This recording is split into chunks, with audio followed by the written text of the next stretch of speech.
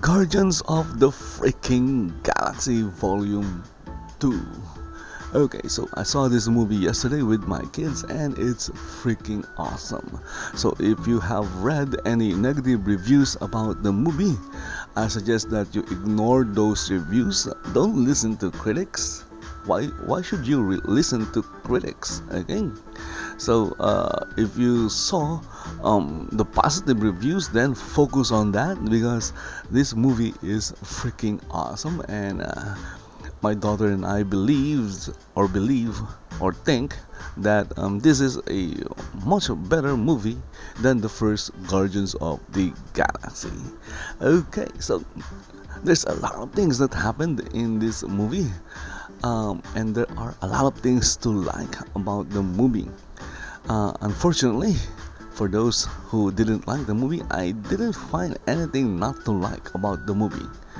It's just a very, very likable movie. Okay, so some spoilers. Ego was shown. The planet.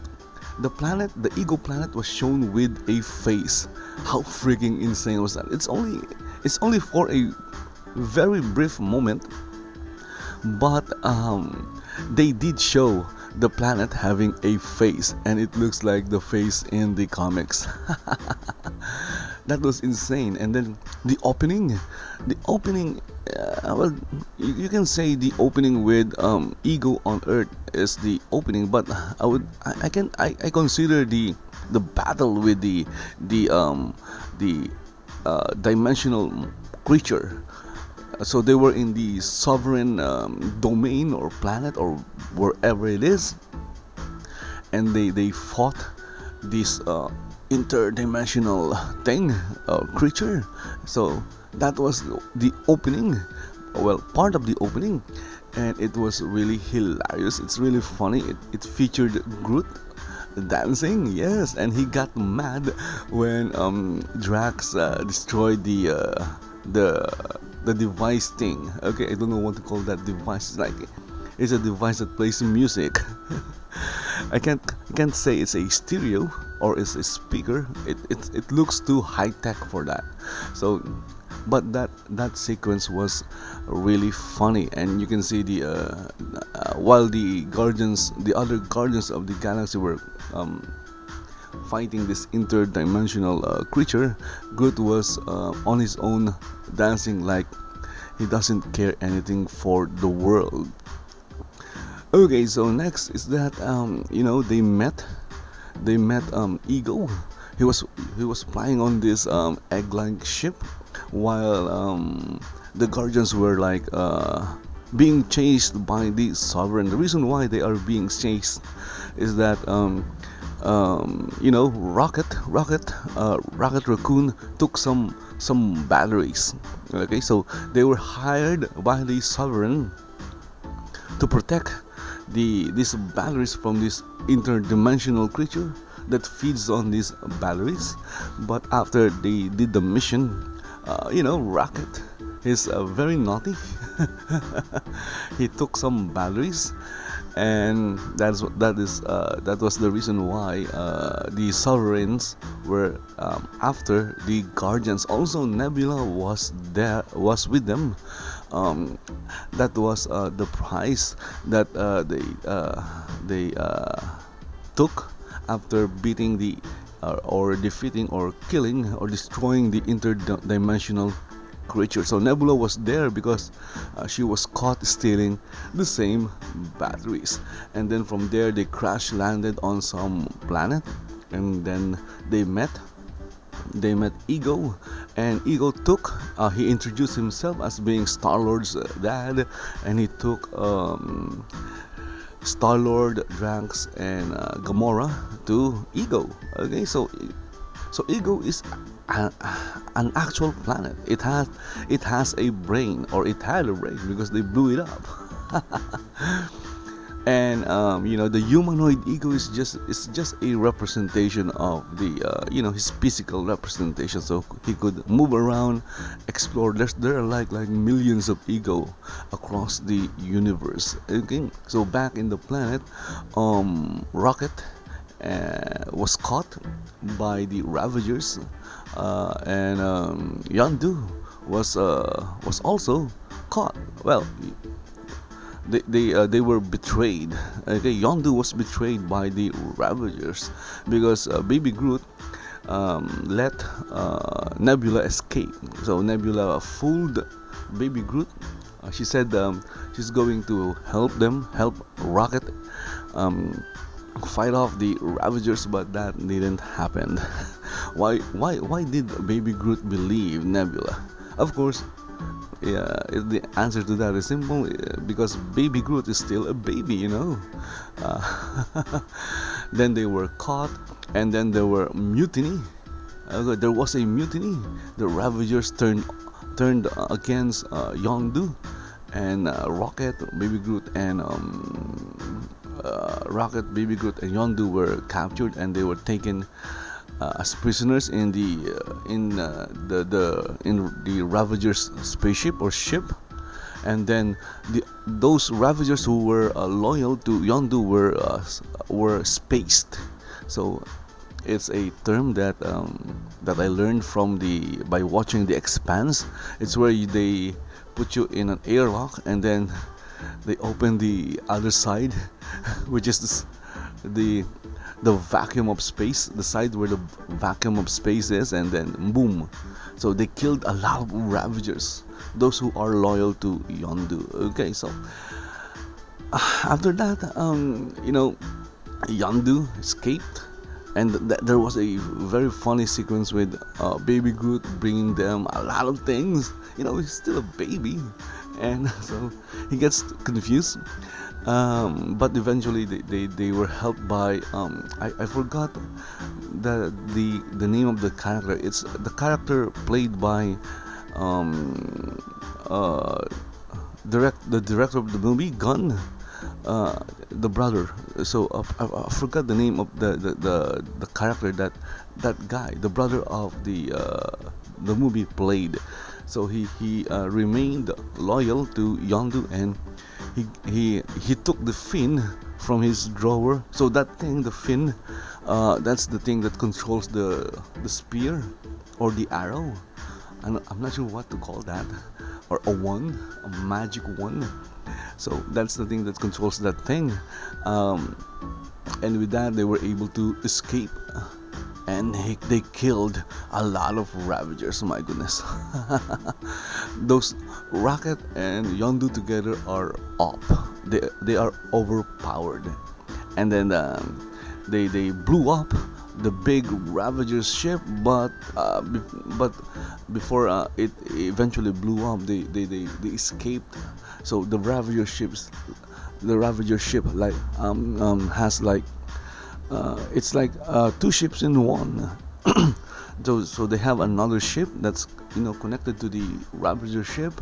So they escaped using that, and then there's this hilarious what do you call this? Teleport. It's not teleporting. It's like they are jumping. They are jumping to space. So there are a lot of points in space where they kept on jumping because Rocket set the coordinates to planet Ego, and it was really funny because there were like 700 jumps. So they were boom, boom, boom, boom, boom. Their faces were all mangled up, and there's also one of the jump points that they entered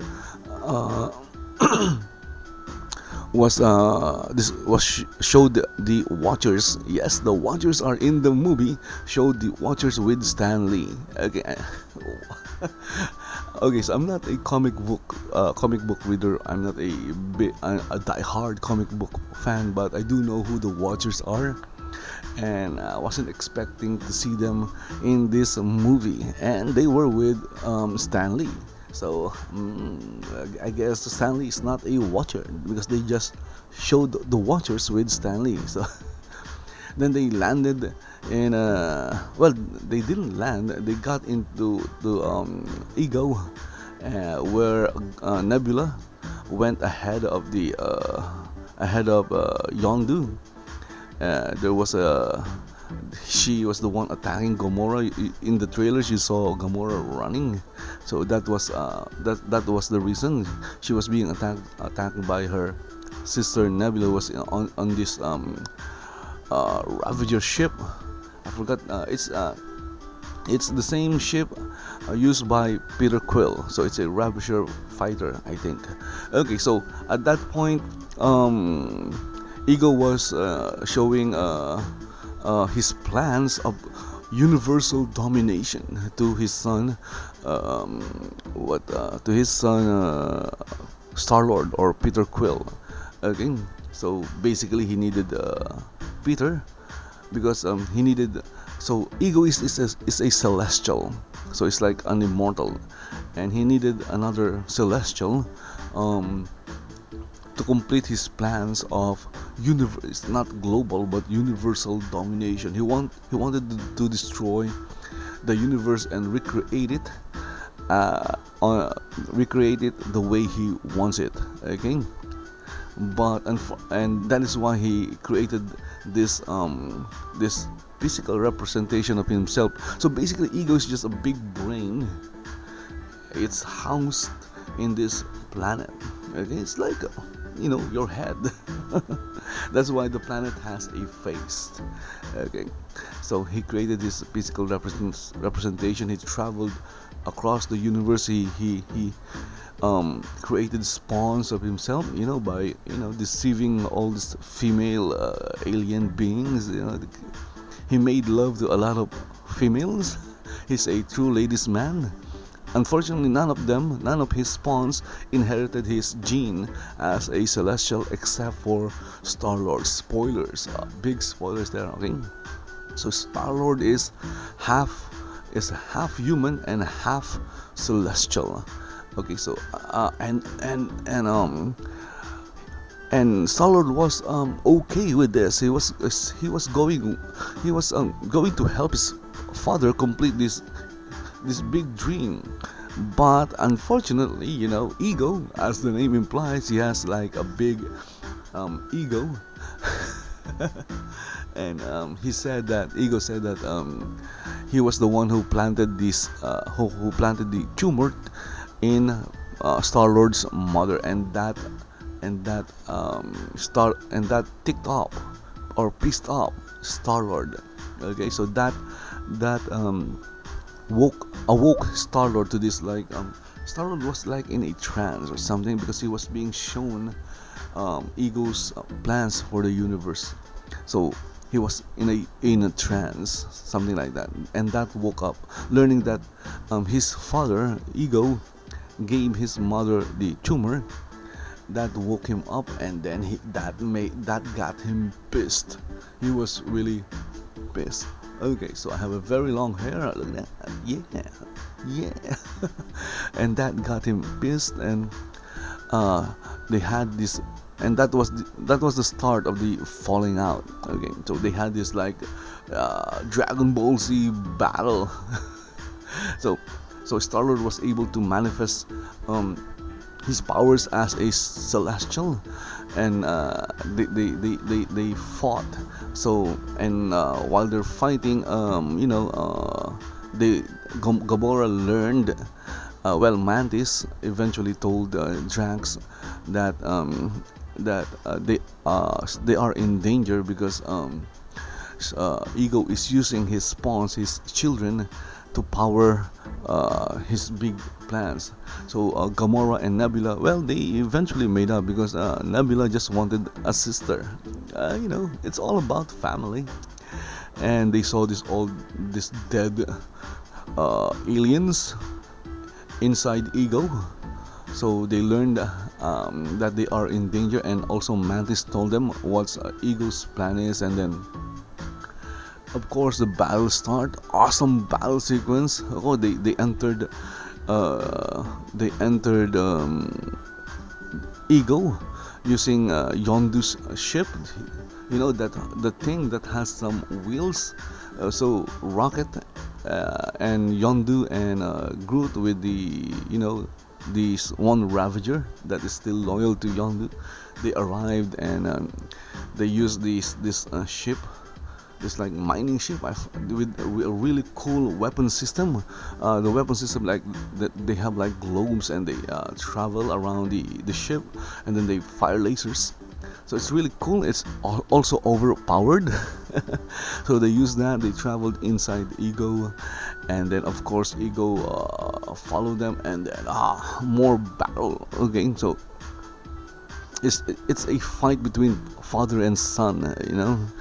Uh, and a father who Star-Lord never knew, and learned that his father killed his mother, by placing that tumor. So that was really devastating to learn.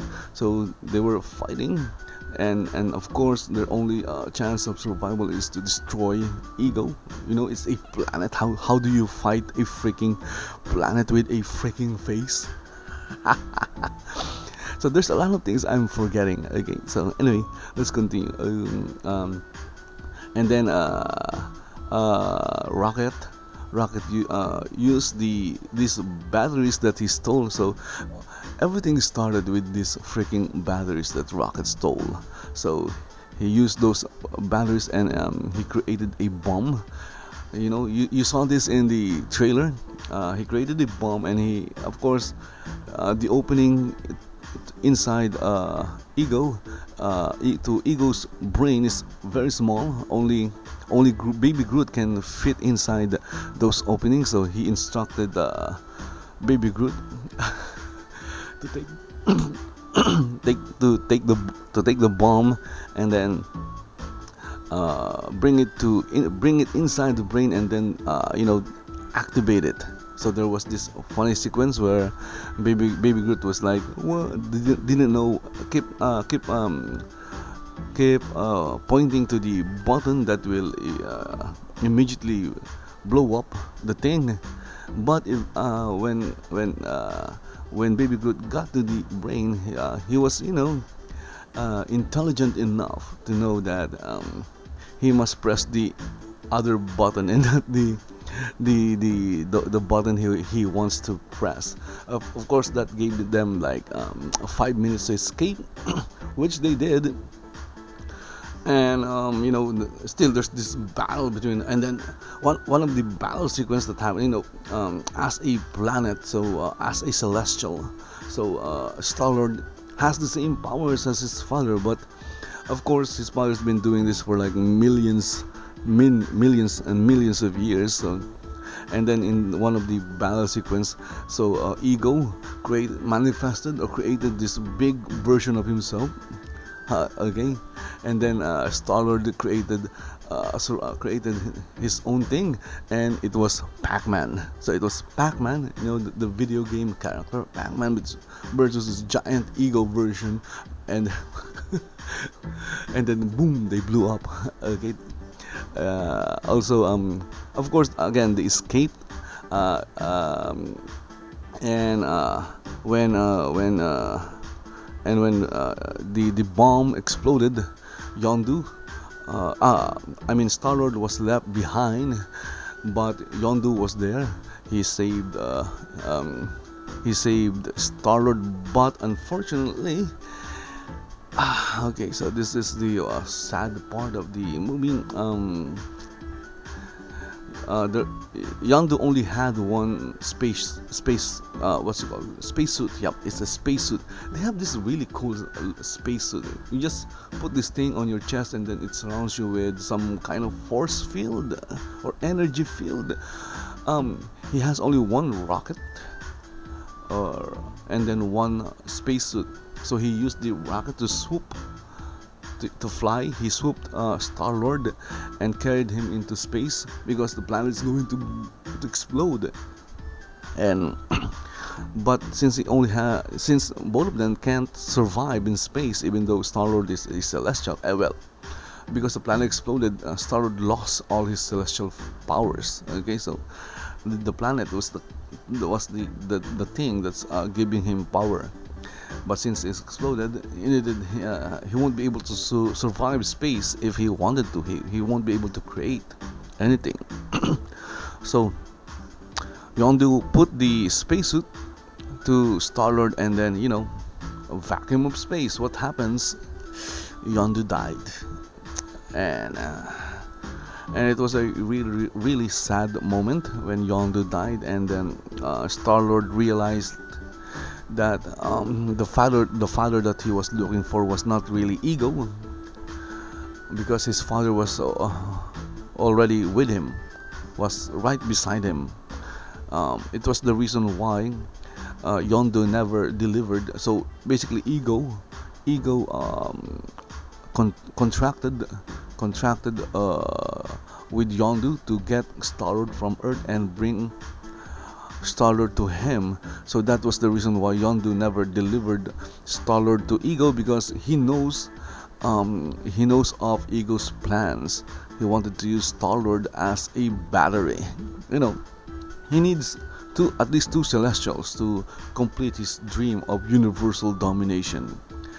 So that's why Yondu never delivered or never gave Star-Lord or Peter to Ego. Okay, so that was a very very sad moment.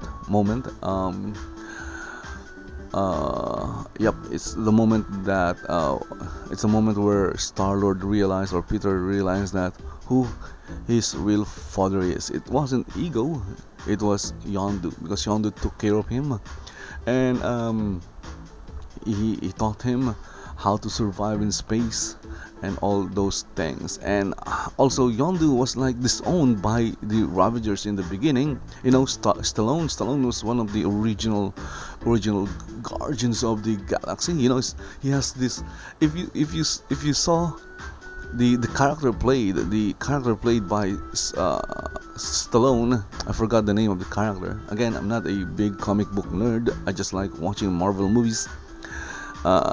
His character in the comics has this thing, yellow or orange thing. It's a spandex, mass spandex, and then Stallone has that in this movie. It's really cool. It's so simple. It's cool seeing that. Okay, so he was like kind of disowned, but still, they sent out the message to all the Ravagers that Yondu died, and everyone came and gave Yondu a Ravager funeral, which was like awesome. My goodness, it was very sad and it was very awesome, and that's where the movie ended. Okay, and then the movie had like 5 mid-credit scenes. What? Okay, so this is the first time that I've seen a Marvel movie have more than 2 credits or post or mid credit scenes. Okay, so but again, guys, Guardians of the Galaxy has like 5 freaking mid credit scenes. Also, another battle sequence in space was with the Sovereign. Those things that in the trailer that popped out into space, or appeared out of nowhere, pop, like that. Those were the Ravagers. The Ravagers never chased them. Okay, those were the Sovereign, and they appeared out of nowhere, and they boom, massive space battle with Peter Quill, flying, and they defeated the Sovereign with this really cool thing. The thing that they drive, that has a lot of what do you call this? A lot of weapons, spear with weapon lasers. Okay, so they use that, and then it was Nebula who it got broke. Okay, so the controls for that thing broke when they were using it to drill into Ego's core or brain. Okay, but Nebula used her cybernetics. So Nebula is almost like a cyborg. Okay?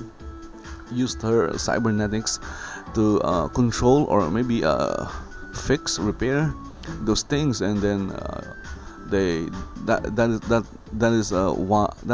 is how they defeated those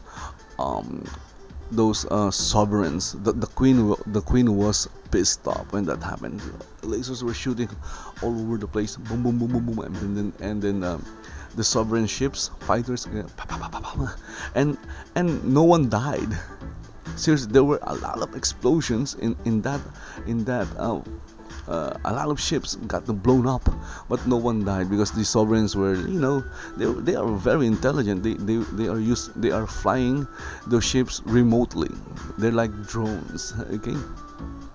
Anyway, so let's go back to the mid-credit scene. So there were like five. Again, Guardians of the Galaxy Volume 2 has like five credit scene. The first one was with director James Gunn's brother. I don't know the name of that character. I forgot. Okay. So James Gunn's brother. He was the one who inherited Yondu's arrow, magical flying arrow, and he wore the fin, that mohawk fin, and that is the thing that controls the arrow. He was practicing on it, and while he was practicing, it flew all over the place and hit Drax, and Drax was screaming in pain. Okay. And the next mid-credit scene is I'm trying to remember all of them. There's like five. I'm not going to try and go through each one as they appeared in the movie, but one of the mid credits or post credits is that Baby Groot is already a teenager, and he was and Star-Lord was acting like a dad entered Groot's room, teenage Groot's room, and it was a typical teenager's room with a lot of junk, and Groot was busy playing a game on a portable gaming device. Of course, this one is more high tech than our typical Earth gaming device, and that was a funny sequence. It's like Star-Lord is the dad and Groot was his son, and then another mid credit is that the queen of the sovereign people or race. Oh, it's not the queen, it's the priestess. The priestess revealed the next step to their evolution, and she called it Adam. And that, what? Okay, when she said Adam, I immediately know that it's Adam Warlock. She's talking about Adam Warlock. So Guardians of the Galaxy 3 will have Adam Warlock. My goodness, insane. Yeah. Okay, another post credit scene is that there are five of them. So that was number 3. The third one, it's not in sequence, in no order. So another mid or post credit scene is keep forgetting. Let me think for a while. The last one. Unfortunately, I can't remember all of them. I'm going to create another video, and I'll try to. I'm going to ask my kids what those post. Yeah, I remember. The final post credit scene is the Watchers leaving Stanley, and Stanley is like, Stanley was like begging them to stay because he has more stories to tell the Watchers, but the Watchers ignored him, and then they just walked away, and Stanley was left there all alone because he was going to ask the Watchers to take him back home to where, I don't know. The last one, again, there are 5 mid credit, and I unfortunately, guys, I can't remember the last one. So sad. Okay, so I'm going to create another video talking about all the mid credits. And okay, guys, so another thing that's in the movie is Howard the Duck. Okay, but now Howard the Duck looks awesome. So in the first Guardians of the Galaxy, he looks fat, and the I'm not sure if that was even CG, but Howard the Duck didn't look great in Guardians of the Galaxy #1. But in this one, I guess Howard the Duck get into a gym, and he toned down his body. Okay, so it's now a sexy duck.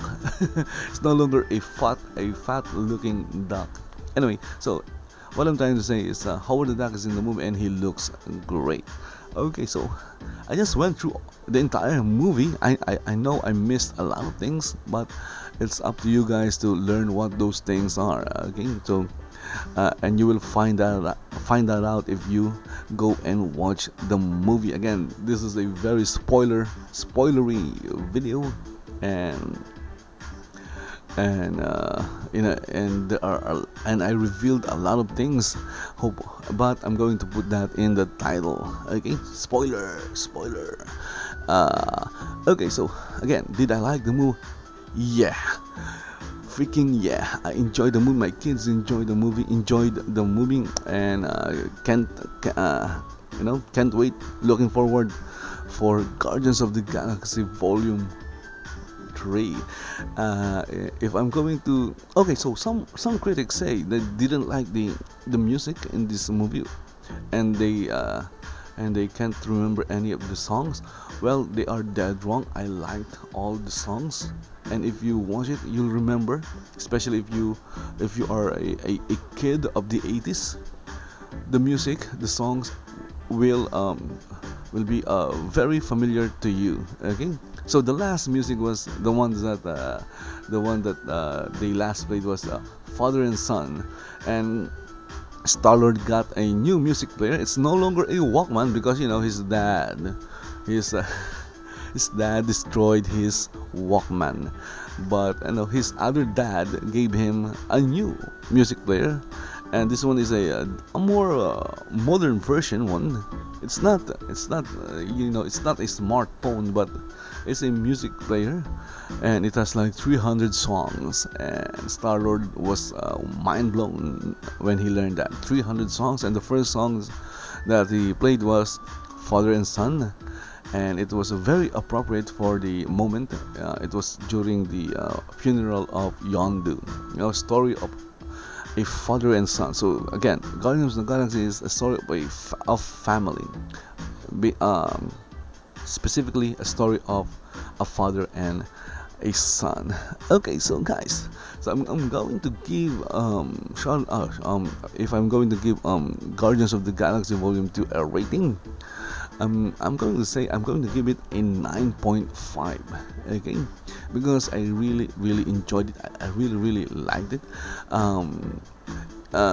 If you didn't see the first Guardians, you might have some disconnect, but I'm sure you guys have seen the first Guardians of the Galaxy, so the story will just flow. You'll naturally, to you guys, you'll know why it's happening, why things are like that and like this, especially if you again have seen the first Guardians of the Galaxy.